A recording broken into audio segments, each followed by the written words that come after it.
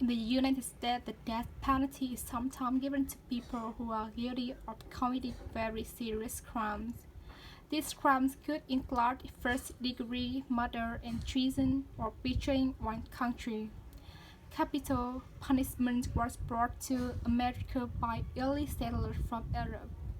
In early America, people who were found guilty of murder and rape were routinely executed, either by hanging or by a firing squad. Convicted burglars, thieves, and even counterfeiters often received the death penalty. This was thought to be a deterrent to other criminals. People began to feel that criminals were not evil. Instead, they were victims of poverty, poor education, and lack of opportunity.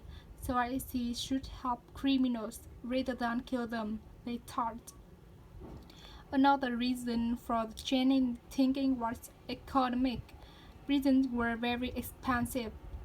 Early American states could not afford to keep many people in prison. Rather than keep them in prison, convicted criminals were executed. But as society became richer during the Industrial Revolution, prison became more affordable for society. Because of this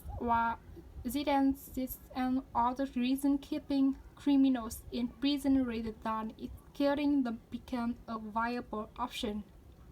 By the mid-1800s, many states banned the death penalty except in the case of convicted murderers, but those states were mostly the northern states. The southern states kept the death penalty for the many crimes. That trend continued in modern America. Even today, most executions happen in the southern states. The southern states are considered more conservative than northern states.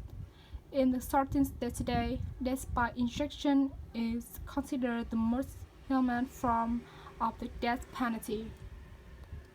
In the last few years in America, the debate over the death penalty has grown more widespread. A recent argument against the death penalty is that some of the people who are found guilty and sentenced to die are not actually guilty. New methods of verifying evidence, such as DNA testing, have helped free many death row inmates, because in many cases criminals can be proven 100% guilty. It is not right to sentence them to death opponent's day. There's a chance that they may be innocent. In fact, the governor of Illinois recently had an execution in his state. In Illinois, some death row inmates were shown later to be innocent of the crime for which they were imprisoned. After that, the governor was afraid that some people being executed were wrongly convicted.